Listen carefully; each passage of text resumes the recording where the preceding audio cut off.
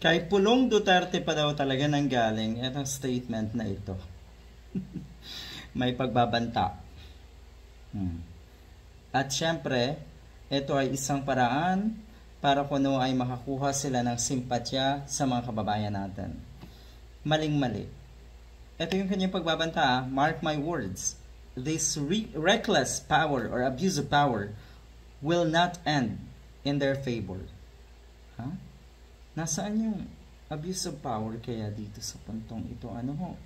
Yung impeachment po na yan, ayon sa articles of impeachment, makikita nyo naman na lahat yun ay pawang dumaan sa investigasyon at may mga ebidensya. Dumaan sa tamang proseso. If the Marcos administration thinks it can push this sham impeachment without consequence, they are gravely mistaken. So, tahasang pagbabanta ito. Ano pong gagawin nyo? Mag-aaklas na naman po ang 32 million. Yan po ba? Hindi dapat doon nyo pa kasi ginawa yan para hindi na dumating sa puntong eto na ando na yung impeachment. Sana noon nyo pa ginawa yan. Kung talagang buhay ang power nyo bilang mga diehard at taga-suporta nga ni Digong at ni Sara Duterte, sana noon nyo pa ginawa. The growing discontent and frustration across the country, hindi na daw kayang pigilan at maglalabasan na daw ang mga kababayan natin. That sounds exciting. Nga naman, tignan natin, ha? Ilan po ba ang lalabas sa EDSA?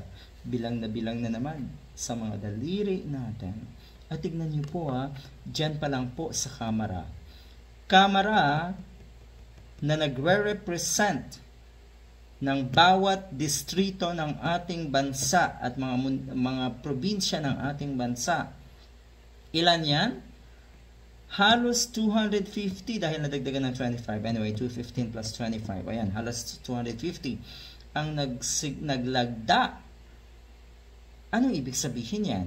Na talagang konti na lang. Na talagang wala na. At tapos na ang pananakot niyo po. So ngayon ka pa talaga nanakot?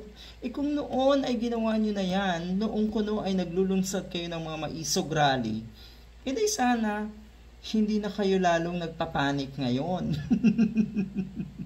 O tingnan niyo naman, pinagtatawanan ka lang. Kasi ang sabi ni PBBM, what else would he say? Alangan naman daw sabihin niya na tama lahat yan.